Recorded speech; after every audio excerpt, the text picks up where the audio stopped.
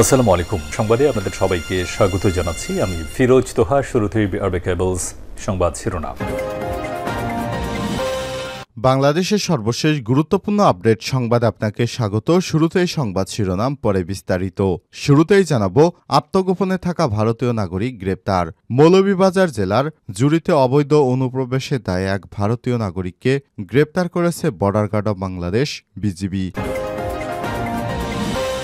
এরপর জানাবো, সারা দেশে ট্রেন চলাচল বন্ধ ঘোষণা, ভোগান্তিতে যাত্রীরা। বাংলাদেশ রেলওয়ে রানিং স্টাফদের কর্মবিরতিতে সারা দেশে ট্রেন চলাচল বন্ধ রয়েছে। সোমবার মধ্যরাতের পর থেকে রাজধানী ঢাকাসহ বিভিন্ন রুটে ট্রেন চলাচল বন্ধ হয়, ভোগান্তিতে পড়েছেন যাত্রীরা। মঙ্গলবার সকালে রাজধানীর কমলাপুর রেল স্টেশনে শত শত যাত্রী ট্রেনে অপেক্ষা করছেন। এদিকে যাত্রীদের জন্য রেলপথ মন্ত্রণালয়ের জরুরি বার্তা। বাংলাদেশ রেলওয়ে রানিং স্টাফদের কর্মবিরতির কারণে আজ থেকে সারা দেশে রেল যোগাযোগ বিঘ্ন সৃষ্টি হয়েছে। যাত্রীদের দুর্ভোগ লাঘবে রেলপথ মন্ত্রণালয়ের গুরুত্বপূর্ণ রুটসমূহে বিকল্প ব্যবস্থা হিসেবে বিআরটিসি বাস সার্ভিস চালু করেছে। আর 9:30টার দিকে রেলপথ মন্ত্রণালয়ের জনসংযোগ কর্মকর্তা রেজাউল করিম সিদ্দিকী গণমাধ্যমে পাঠানো এক জরুরি বার্তায় সব কথা জানান। এবারে জানাবো, খুলনায় ক্লাব দখল করায় গণ অধিকার পরিষদের নেতাকে অব্যাহতি। খুলনা নগরীর পঞ্চবীথি ক্রীড়াচক্রের কার্যালয় ভবনটি দখলের অভিযোগে গণ অধিকার পরিষদের মহানগরের সাধারণ সম্পাদক এসকে রাশেদকে অব্যাহতি দেওয়া হয়েছে। সোমবার রাতে গণ অধিকার পরিষদের কেন্দ্রীয় দপ্তর সম্পাদক শাকিলুজ্জামান স্বাক্ষরিত এক বিজ্ঞপ্তিতে সব তথ্য জানানো হয়। এদিকে সুড়ঙ্গ খুলে সোনালী ব্যাংকে ডাকাতির চেষ্টা অতঃপর।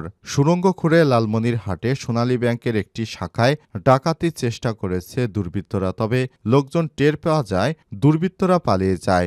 গত দিবাগত রাত 1টার দিকে সদর উপজেলার বড়বাড়ির সোনালী ব্যাংক শাখায় এই ঘটনা ঘটে, তবে ব্যাংকের টাকা খোয়া গেছে কিনা তা খতিয়ে দেখছে সেনাবাহিনী, পুলিশ ও ব্যাংক কর্তৃপক্ষ। এবং সর্বশেষ জানাবো, যৌথ বাহিনীর অভিযানে মাদারীপুরে আওয়ামী লীগ নেতা গ্রেপ্তার।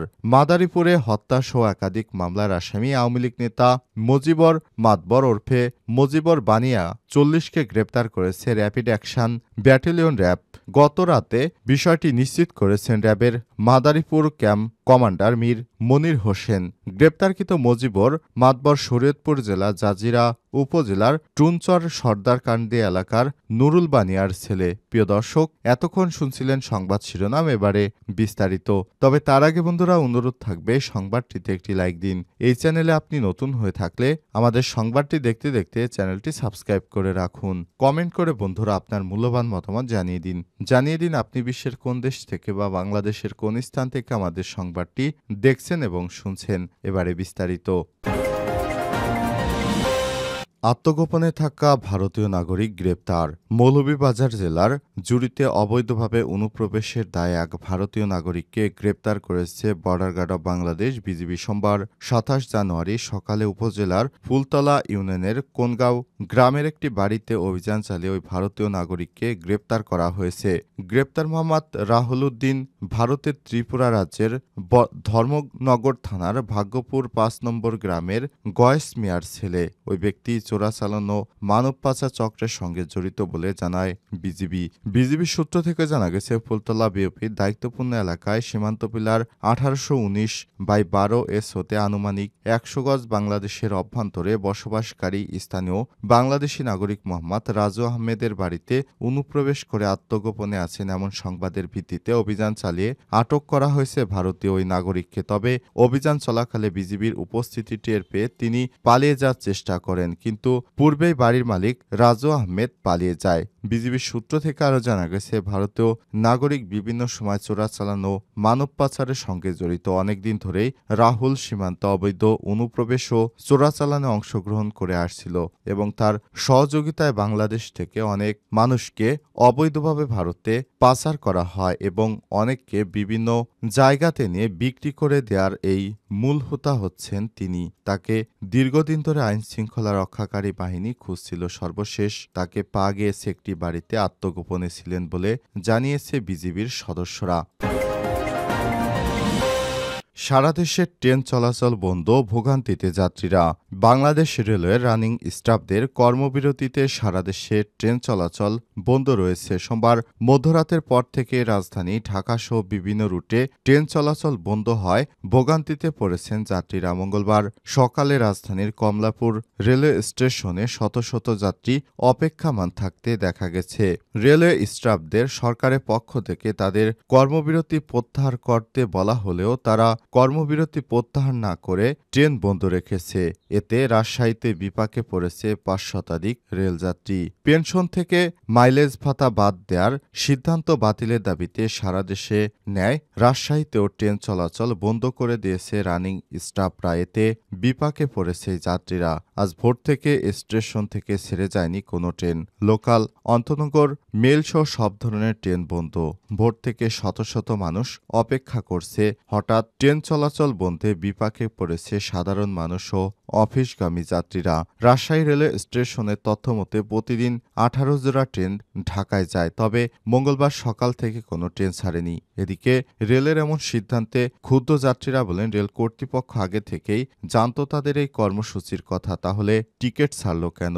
ট্রেন বন্ধের বিষয়ে কোনো পূর্ব নির্দেশনা না দেয় ক্ষোভ প্রকাশ করেছেন যাত্রীরা। দাবি আদায় যাত্রী বা সাধারণ নাগরিকদের জিম্মি করাটা কতটুকু যৌক্তিক, এমন প্রশ্ন যাত্রীদের। এ সময় রেলওয়ে স্টেশনে যাত্রীরা বেশ মারমুখী আচরণ করেন। রাজশাহী থেকে ঢাকাগামী সিল্ক সিটি ট্রেনের যাত্রী আমিনুল ইসলাম বলেন, শীতের মধ্যে সকাল সকাল অনেক কষ্ট করে স্টেশনে এসে দেখি ট্রেন চলাচল করছে না। জরুরিয়া ঢাকা যাওয়ার কথা রয়েছে, তাই ট্রেনের টিকিট কেটেছিলাম, কিন্তু টিকিট কাটার পর জানতে পারি যে ট্রেন যাবে না। এখন কি করব? এভাবে বসে থেকে সময় নষ্ট করে কোনো উপায় দেখছি না। এভাবে মানুষকে জিম্মি করে দাবি আদায় কতটা যুক্তিসঙ্গত এই প্রশ্ন রেখেছেন তিনি। যাত্রীদের জন্য রেলপথ মন্ত্রণালয়ের জরুরি বার্তা।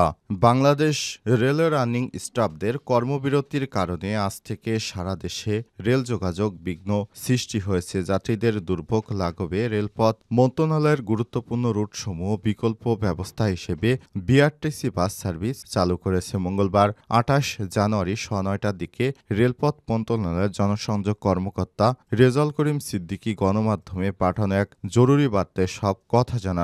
বার্তায় বলা হয়েছে, ঢাকা রেলওয়ে স্টেশন ও বিমানবন্দর রেলওয়ে স্টেশন থেকে চট্টগ্রাম, রাজশাহী, সিলেট, খুলনা, কুমিল্লা, বগুড়া ও ময়মনসিংহগামী যাত্রীরা তাদের ক্রয়কৃত রেল টিকিট ব্যবহার করেই বিআরটিসি বাসে ভ্রমণ করতে পারবেন। একইভাবে এসব স্থান থেকে ঢাকায় যাতায়াতের জন্য এই বাস সার্ভিস ব্যবহার করা যাবে। এই বিকল্প বাস সেবা পরবর্তী নির্দেশনা না দেওয়া পর্যন্ত চালু থাকবে। যাত্রীদের যাতায়াতের সুবিধার্থে এই ব্যবস্থা চালু করা হয়েছে বলে জানান এই জনসংযোগ কর্মকর্তা। উল্লেখ্য, মূল বেতনের সঙ্গে রানিং অ্যালাউন্স যোগ করে পেনশন ও আনুতোষিক সুবিধা দেওয়ার বিষয়ে জটিলতা নিরসন না হওয়া পর্যন্ত কর্মবিরতিতে গেছেন বাংলাদেশ রেলওয়ে রানিং স্টাফরা। কর্মবিরতির অংশ হিসেবে সোমবার দিবাগত রাত ১২টার পর শিডিউলে থাকা ট্রেনগুলো ওঠেনি রানিং স্টাফরা। ফলে প্রাম্ভিক স্টেশন থেকে কোনো ট্রেন ছেড়ে যায়নি, যার ফলে সারা দেশে বন্ধ রয়েছে ট্রেন চলাচল। রানিং স্টাফদের মধ্যে রয়েছে ট্রেন চালক, গার্ড ও টিকিট চেকার পদধারীরা। খুলনায় ক্লাব দখল করায় গণ অধিকার পরিষদের নেতাকে অব্যাহতি। খুলনা নগরীর পঞ্চবীথি ক্রীড়া চক্রের কার্যালয় ভবনটি দখলের অভিযোগ গণ অধিকার পরিষদের মহানগর সাধারণ সম্পাদক এস.কে. রাশেদকে অব্যাহতি দেওয়া হয়েছে। সোমবার ২৭ জানুয়ারি রাতে গণ অধিকার পরিষদের কেন্দ্রীয় দপ্তর সম্পাদক শাকিলুজ্জামান স্বাক্ষরিত এক সংবাদ বিজ্ঞপ্তিতে সব তথ্য জানানো হয়েছে। গত সোমবার নগরীর শান্তিধাম মোড়ে অবস্থিত দোতলা ভবনের তালা ভেঙে পঞ্চবীথির সাইনবোর্ড ফেলে দিয়ে সেখানে গণ অধিকার পরিষদের ব্যানার টানার নেতাকর্মীরা। এর নেতৃত্বে ছিলেন গণ অধিকার পরিষদ খুলনা মহানগর সাধারণ সম্পাদক শেখ রাশিদুল ইসলাম রাশেদ। তিনি এই ধরনের অপকর্ম করার কারণে ভিপি নূর রাগান্বিত হয়ে যান এবং তাকে দল থেকে বহিষ্কার করা হয়েছে। গণ অধিকার বিজ্ঞপ্তিতে উল্লেখ করা হয়েছে, গণ অধিকার পরিষদ খুলনা মহানগর শাখা সাধারণ সম্পাদক ও কেন্দ্রীয় জ্বালানি বিষয়ক সম্পাদক এস.কে. রাশেদকে দলীয় গঠনতন্ত্র বিরোধী বিরোধী কাজে জড়িত থাকার অভিযোগে অব্যাহতি প্রদান করা হয়েছে। ক্লাব সদস্যরা জানান, নগরীর শান্তিধাম মোড়ের একটি দোতলা ভবনে প্রায় ১৪ বছর ধরে পঞ্চবীথি ক্রীড়াচক্রের কার্যালয়। ক্লাবটির সাধারণ সম্পাদক নাজমুল মোল্লা জানান, ভবনটি গণপূর্ত বিভাগের কাছ থেকে বরাদ্দ নিয়ে তারা ক্লাবের পরিচালনা করে আসছিল। ভবনের নিচতলা একটি দোতলার ৪টি কক্ষে পঞ্চবীথি কার্যক্রম চলে। অন্যান্য কক্ষে একাধিক সাংস্কৃতিক ও সামাজিক সংগঠনের কার্যালয় রয়েছে। সোমবার গণ অধিকার পরিষদের লোকজন ক্লাব ভবনটি দখল করে নেয়। তবে গণ অধিকার পরিষদ খুলনা মহানগর সাধারণ সম্পাদক শেখ রাশিদুল ইসলাম রাশেদ সোমবার রাতে দাবি করেন, পঞ্চবীথি ক্লাবে জুয়াসহ বিভিন্ন অপকর্ম চলত। আমাদের ছেলেরা সেগুলো বন্ধ করে ব্যানার লাগিয়ে দিয়েছিল। ভবনটি গণ অধিকার পরিষদের কার্যালয় হিসেবে ব্যবহারের জন্য জেলা প্রশাসকের দপ্তরে আবেদন করা হয়েছে। অনুমোদন প্রক্রিয়া ৭০% এগিয়েছে। শীঘ্রই আমরা অনুমতি পেয়ে যাব, তখন ভবন ব্যবহার করা যাবে।